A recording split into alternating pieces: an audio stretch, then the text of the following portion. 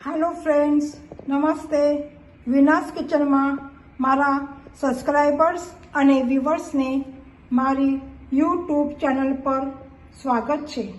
આજે બનાવીશું કણકી કોરમ, જે હાંડવો બનાવવા માટે, ઢોકળા બનાવવા માટે, પાતરા બનાવવા માટે તમે ઉપયોગમાં લઈ શકો છો। જેના માટે તમે બાસમતી ચોખા નથી લેવાના, એનાથી હાંડવો સારો થતો નથી।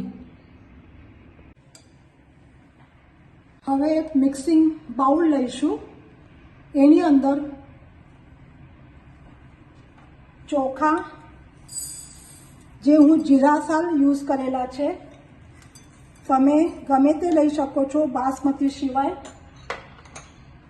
ચણાની દાળ લીધી છે,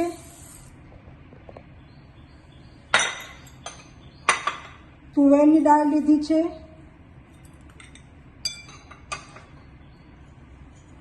અડદની,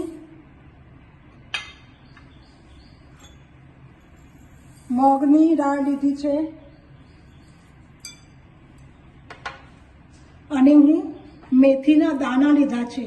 મેથીના દાણાથી આથો ખૂબ જ જલ્દી આવે છે અને મેથી દાણાની ફ્લેવર પણ ખૂબ જ સરસ લાગે છે। આ બધું જે છે એ અંદર મિક્સ કરી લઈશું અને એક મિક્સર જારની અંદર એને ગ્રાઇન્ડ કરી લઈશું। મિક્સર જારની અંદર મોટો કપ હોય છતાં તમે એને એકી સાથે નાખવાનું નથી, થોડું થોડું કરીને નાખવાનું છે અને ઝીણો રવો થાય એટલું જ કકડતું આ લોટ રાખવાનો છે। હવે હું આ જે છે એ હું મિક્સર જારની અંદર એને ગ્રાઇન્ડ કરી લઉં છું। તમે જોઈ શકો છો આપણું આ રવા જેવું ગ્રાઇન્ડ થઈ ગયું છે કણકી કોરમ। હવે આપણે આનો હાંડવો બનાવીશું। એના માટે હું આ 1 કપ હાંડવાનો લોટ લઉં છું।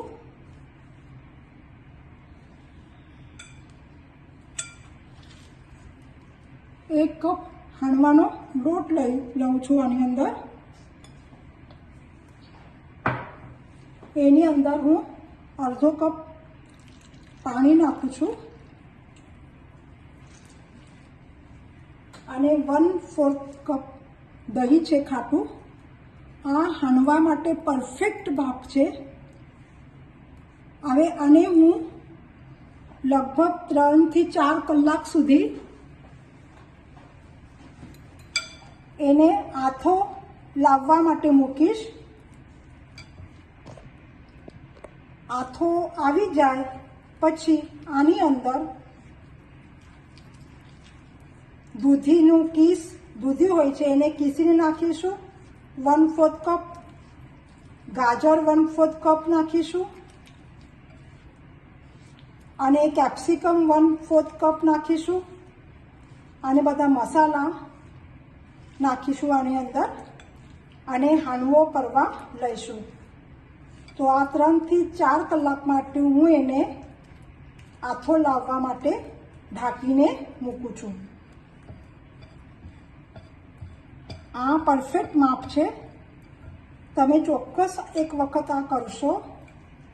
જો તમને આ જે લોટ છે એ 2 મહિના સુધી એરટાઈટ ડબ્બામાં ખરાબ થાય નહીં અને આ જે બધા લોટ હતા, જે ચોખા હતા, એ તમે શેકી લેશો ગેસની ફ્લેમ ઉપર 2 મિનિટ માટે બધી ડાળી સાથે અલગ અલગ કરીને અને પછી એને ઠંડુ થયા પછી એને મિક્સર જારની અંદર ગ્રાઇન્ડ કરી, તો આ જે લોટ છે કણકી કોરમનો એ 6 મહિના સુધી તમારો સ્ટોર રાખી તમે શકો છો। હવે આના ઉપર હું ઢાંકીને મૂકું છું 3-4 કલાક સુધી। લોટને આથો આવી ગયો છે। તમે જોઈ શકો છો. હવે આની અંદર બધા વેજીસ નાખીશું. સૌથી પહેલાં હું કીસીને આ દૂધી નાખી છે. હું થોડી દૂધી વધારે લીધી છે. તમે ઓછી વધતી કંઈ પણ શાક કરી શકો છો. ગાજર છે, કેપ્સિકમ છે, ડુંગળી,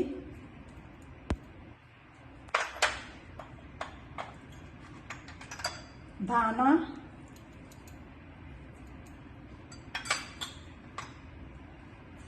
ધાણા જીરું,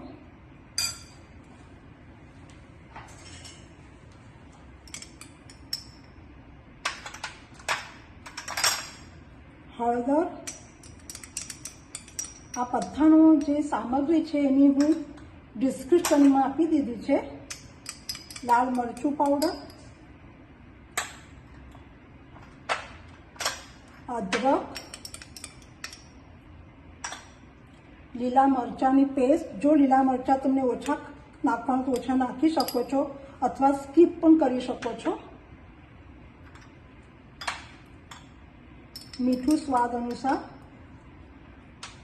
અને હું પાલક લીધી છે. જો તમે પાલકને પણ સ્કીપ કરી શકો છો. હું થોડીક આનંદની પાલક નાખું છું. હવે આ બધી જે સામગ્રી છે એ એક વખત આપણે હલાવી લઈશું વ્યવસ્થિત રીતે. મિક્સ થઈ ગયું છે. હવે એની અંદર હું ઇનો સોલ્ટ નાખું છું. આ જે ઇનો સોલ્ટ છે એ સોફ્ટનેસનું કામ કરે છે. આનાથી સોફ્ટનેસ વધારે પડતી આવે છે અને એની અંદર એને એક્ટિવેટ કરવા માટે હું 2 ચમચી પાણી નાખું છું. અને હવે આ બરાબર હલાવીને અને એક ગેસની ફ્લેમ ઉપર વઘાર આપવાનો છે. એને પેનની અંદર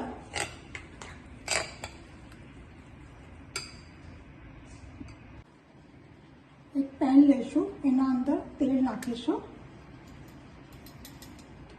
તેલ ગરમ થઈ જાય પછી અંદર તલ અને લીમડો નાખીને એને વઘાર આપીશું.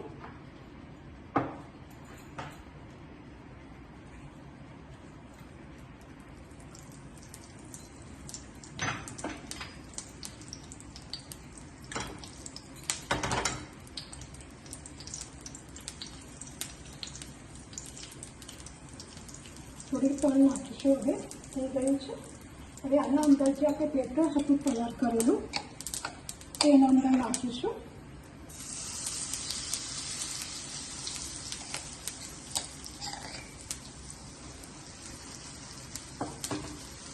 અને ખાલી 5 મિનિટ માટે રાખવાનું છે.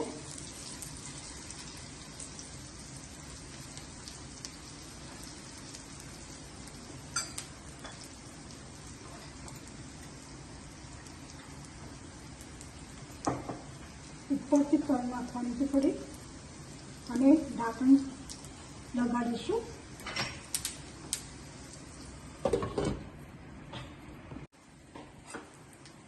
થઈ ગયું છે 5 minute.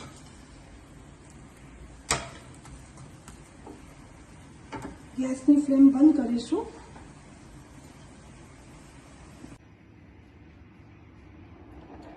Thank you for watching.